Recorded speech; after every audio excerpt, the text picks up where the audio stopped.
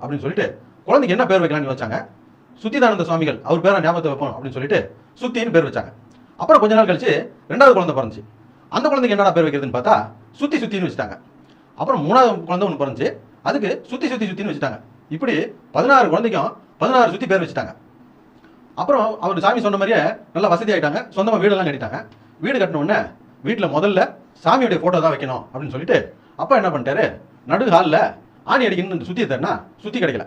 உடனே பொண்டாட்டி கூப்பிட்டு பிள்ளை அனுப்பி சுற்றி வாங்கிட்டு வர சொல்லிட்டு அப்படின்னு சொல்லியிருக்காரு. அதுக்கு அந்த அம்மா பெரிய சுற்றியை கூப்பிட்டு டே சுற்றி சாமி போட்ட மாட்டதுக்காக சுற்றி வேணும்னு உங்கள் அப்பா கேட்டார், அதனால எங்கள் சுற்றி எப்படி சுற்றி வாங்கிட்டு வரோ தெரியாது, வரும்போது சுற்றியோட வாடா அப்படின்னு சொல்லி சுற்றி அனுப்பி வச்சாங்க. சுற்றி பார்த்துருக்கான், கிடைச்சதா கிடைக்கலன்னு தெரியல, ஆனால் ஆள் வீட்டுக்கு மட்டும் வரல. உடனே அந்த அம்மா டென்ஷன் ஆகி போய் போன சுற்றி எங்கே சுற்றி இருக்கான்னு தெரியலையே அப்படின்ட்டு 2வது பையனை கூப்பிட்டு டே சுற்றி வாங்கிறதுக்கு அனுப்புனேன், சுற்றி எங்கே போய் சுற்றிட்டு இருக்கான்னு தெரியல, நீ எங்கே சுற்றி எங்கே எப்படி சுற்றி இந்த சுற்றியை கண்டுபிடிச்சி வருவோ தெரியாது, வரும்போது சுற்றியும் கூப்பிட்டுட்டு சுற்றியும் வாங்கிட்டு வீட்டுக்கு வந்து சேர்றா அப்படின்னு சுற்றி அனுப்பி வச்சாங்க.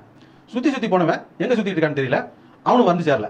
உடனே டென்ஷன் ஆகி போன அம்மா 3வது பையனை கூப்பிட்டு டே சுற்றி அனுப்புனேன், சுற்றி வாங்க போன சுற்றி எங்கே போனேன்னு தெரியல, அவனை போய் பார்த்து கூப்பிட்டு வரதுக்கு சுற்றி அனுப்புனேன், அவன் எங்கே போய் தெரிஞ்சான்னு தெரியல.